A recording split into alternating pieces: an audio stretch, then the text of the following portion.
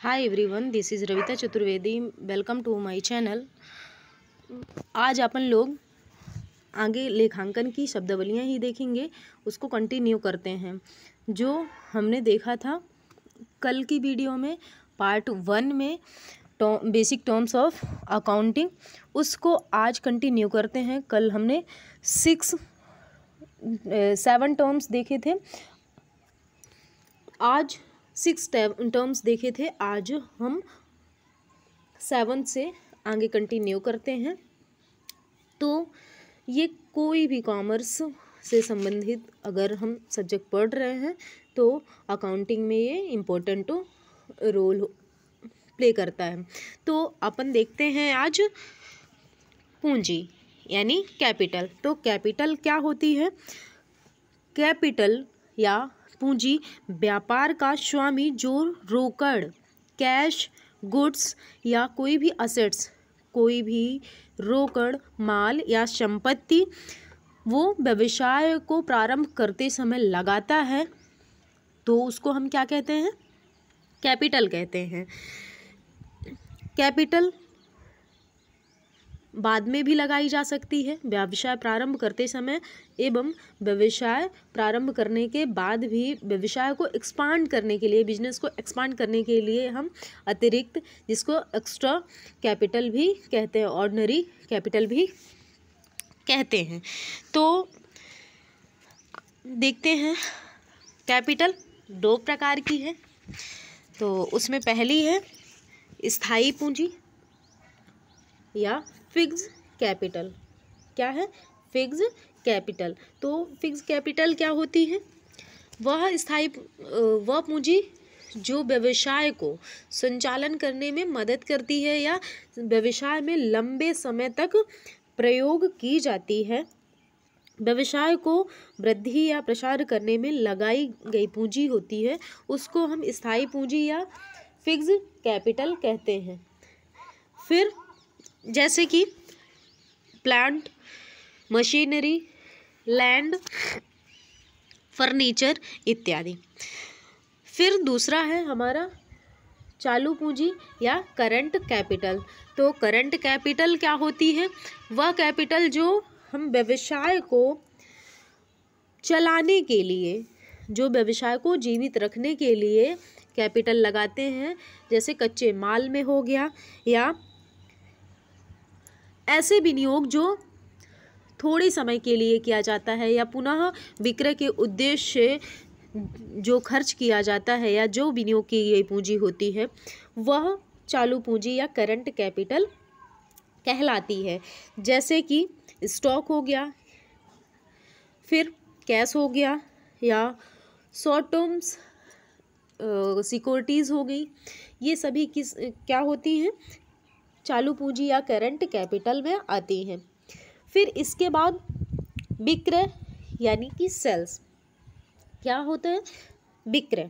तो विक्रय क्या होता है? वह क्रिया होती है या वह आर्थिक क्रिया होती है जिसके माध्यम से व्यवसाय लाभ कमाता है या क्रय विक्रय करता है। विक्रय करके वो अपने द्वारा उत्पादित माल को बेचता है। विक्रय में संपत्ति का विक्रय नहीं माना जाता है, इसमें सिर्फ माल का विक्रय या गुड्स का सेल्स ही विक्रय माना जाता है, जिसमें हम लाभ कमाने के उद्देश्य से व्यवसाय कर रहे होते हैं। उस माल को विक्रय करने को हम विक्रय कहते हैं या बेचने को विक्रय कहते हैं। परंतु जो हम व्यवसाय में असेट्स लगाए हैं उनको अगर बेचते हैं तो उसको हम विक्रय नहीं कहते हैं। आगे क्रय। तो क्रय क्या होता है? जिसको हम परचेज कहते हैं। ऐसा नहीं कि परचेज कोई भी वस्तु हम क्रय करते हैं, खरीदते हैं तो उसको हम क्रय कह देंगे, ऐसा नहीं होता है। बल्कि क्रय उस क्रिया को कहते हैं जिसमें पुनः विक्रय के उद्देश्य माल में व्यवसाय में खरीदा गया माल होता है, उसको हम क्रय कहते हैं। परचेज कहते हैं जो हम पुनः विक्रय के उद्देश्य माल क्रय कर रहे हैं उसको ही क्रय कहते हैं। ऐसा नहीं कि हम अपने व्यवसाय के लिए फर्नीचर खरीदें और उसको स्थायी संपत्ति के रूप में प्रयोग करेंगे तो उसको हम क्रय कह देंगे, ऐसा नहीं होगा। हाँ, क्रय विस्तृत शब्द होता है, परचेज एक ब्रॉड टर्म होता है जिसमें क्रेडिट एंड कैश दोनों ही परचेज इंक्लूड होते हैं। उधार और नगद क्रय दोनों ही इसमें सम्मिलित होते हैं। ये क्रय हो गया। फिर इसके बाद आती है लागत। तो लागत क्या होता है? लागत वह होता है जो हमें आगम प्राप्त करने के लिए किया गया खर्च होगा, उसको हम क्या कहते हैं? लागत। आगम क्या होता है? हमने कल बताया है कि आगम वह क्रिया होती है जिसके माध्यम से हम व्यवसाय का प्रमुख कार्य करते हैं।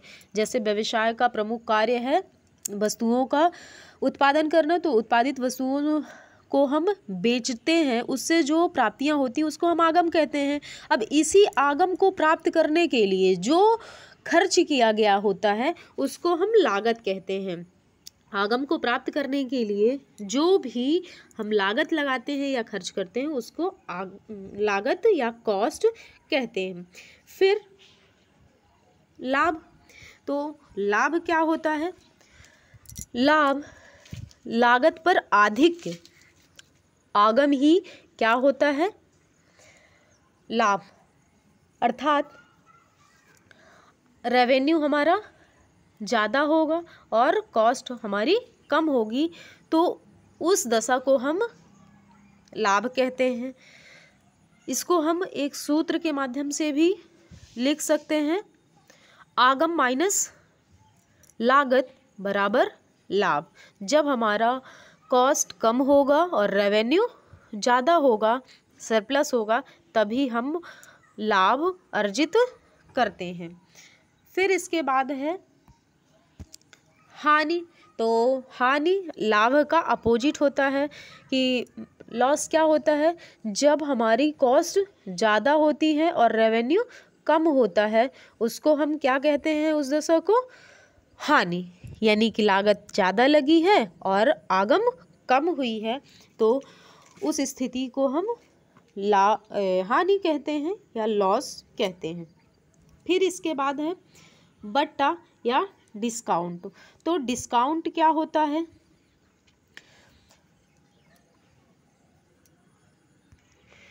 बट्टा वह प्रक्रिया होती है जिसमें व्यापारी अपने ग्राहकों को आकर्षित करने के लिए वस्तुओं को क्रय करने के लिए या जल्दी ही भुगतान प्राप्त करने के लिए यह विशेष प्रकार की छूट देता है। मतलब कीमत में कमी कर देता है, वस्तुओं की कीमत में कमी कर देता है। उसी को हम कटौती, छूट, बट्टा, इसी को हम इंग्लिश में सिर्फ डिस्काउंट के नाम से जानते हैं।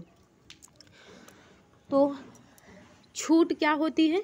बीजक मूल्य में कमी को ही हम छूट कहते हैं, जो व्यापारी द्वारा अपने ग्राहकों को दिया जाता है प्रेरित करने के लिए वस्तुओं को क्रय बढ़ाने एवं आय तुरंत प्राप्त करने के लिए, भुगतान तुरंत प्राप्त करने के लिए। बट्टा भी दो प्रकार का होता है, डिस्काउंट दो प्रकार का होता है, कैश डिस्काउंट और ट्रेड डिस्काउंट, व्यापारिक छूट और नगद छूट। तो नगद छूट क्या कहलाता है? वह छूट होता है जो भुगतान को शीघ्र प्राप्त करने के लिए दिया जाता है। यह उन ग्राहकों को दिया जाता है जो शीघ्र भुगतान करने के लिए तत्पर होते हैं। यानी कि भुगतान जब दे रहे होते हैं ग्राहक, तब उस स्थिति में दिया जाता है नगद बट्टा। व्यापारिक बट्टा। तो व्यापारिक बट्टा जब वस्तुओं को क्रय करते हैं ग्राहक, तब दिया जाता है। जब ग्राहक वस्तु क्रय कर रहे होते हैं, यह सभी ग्राहकों को दिया जा सकता है, परंतु नगद बट्टा उन्हीं ग्राहकों को दिया जाता है जो शीघ्र भुगतान के लिए प्रेरित होते हैं। व्यापारिक बट्टा बीजक मूल्य से, इनवॉइस प्राइस से घटा करके दिखाया जाता है और इसकी एंट्री नहीं होती है, जबकि नगद बट्टे की एंट्री की जाती है। कैश डिस्काउंट की एंट्री कैश के साथ ही की जाती है। जब कैश को हम एंट्री करेंगे तभी डिस्काउंट को भी उसके साथ में दिखा देंगे, परंतु व्यापारिक बट्टा को दिखाएंगे नहीं, बल्कि उसका मूल्य कम करके दिखा दिया जाता है। फिर है माल यानी गुड्स। तो माल किसको कहते हैं? माल ऐसा नहीं कि कोई भी वस्तु को हम गुड्स कह देते हैं, बल्कि उन वस्तुओं को जो व्यवसाय में बेचने के उद्देश्य से या बेचे जाने वाले माल के निर्माण के लिए खरीदी जाती है, उनको हम माल कहते हैं। जिनके माध्यम से हमारा व्यवसाय चलता है उसको हम माल कहते हैं। माल जैसे कि किसी किराने के व्यापारी के लिए उसका किराना ही माल कहलाएगा, फर्नीचर के व्यापारी के लिए उसका फर्नीचर माल कहलाएगा। तो माल या गुड्स हम किसको कहते हैं? जो पुनः विक्रय के उद्देश्य से क्रय की गई वस्तुएं होती हैं, उनको हम माल कहते हैं। फिर है प्रमाणक यानी बाउचर। तो बाउचर क्या होता है? व्यापार संबंधी सभी जो ट्रांजैक्शन होते हैं उनको करते समय जो प्रमाण के रूप में रसीद दी जाती है उसी को हम क्या कहते हैं? प्रमाणक या प्रलेख, उसी को डॉक्यूमेंट्स कहते हैं। ये प्रूफ के रूप में होती है या प्रमाण के रूप में होती है, इसलिए इसका नाम प्रमाणक पड़ा।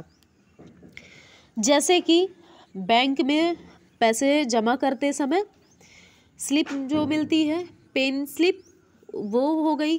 फिर व्यवसाय से हम जब माल खरीद रहे होते हैं तो हमको कैश मेमो नगद भुगतान के लिए मिलता है, उसको भी हम प्रमाणक ही कहते हैं या बाउचर कहते हैं।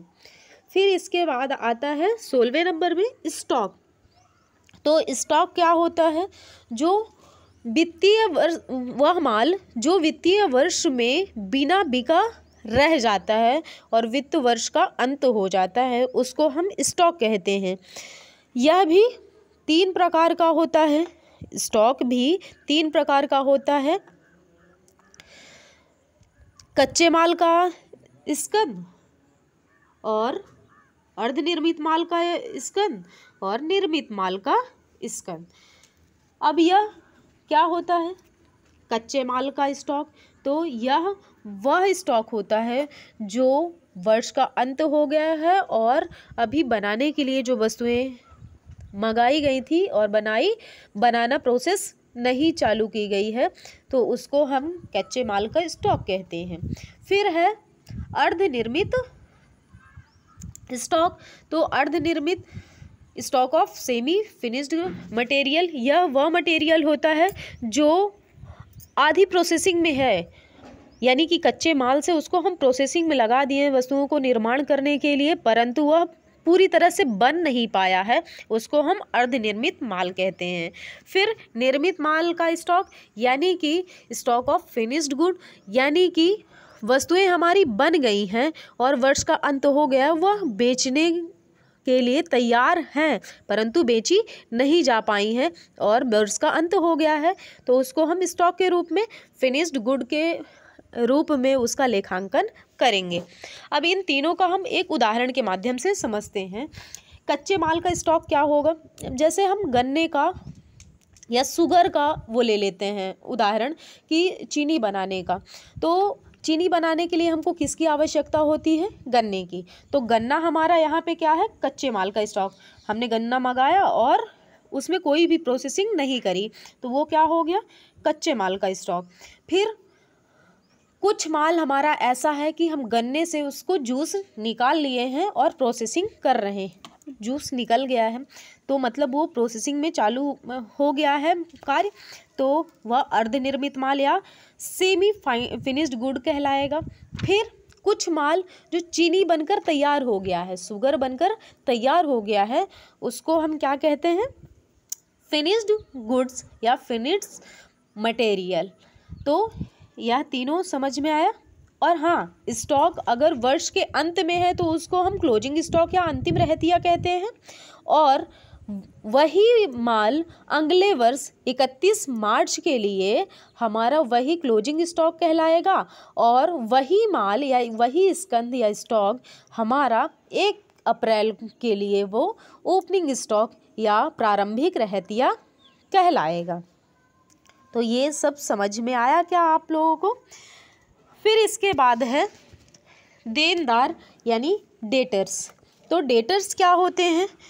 यह वह व्यक्ति या संस्था होते हैं जो व्यवसाय से माल उधार लेते हैं, उनको हम देनदार या डेटर्स कहते हैं। ये वर्ष के अंत में भुगतान नहीं किए हैं माल का तो उसको हम देनदार में गिनेंगे, यानी उधार माल क्रय किए हैं।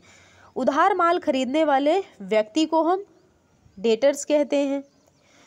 यह व्यक्ति भविष्य में एक निश्चित तिथि तक या निश्चित अवधि के बाद रकम चुकाने के लिए तत्पर होता है या निश्चित अवधि के लिए यह उधारी लेता है, तो हम उसको क्या कहते हैं? देनदार या डेटर्स। इसको एक और नाम से भी जानते हैं, अधमर्ण। तो ऐसा नहीं कि कहीं पे अधमर्ण आ जाए तो आप लोग परेशान हो जाएं, तो अधमर्ण भी क्या होता है? डेटर्स।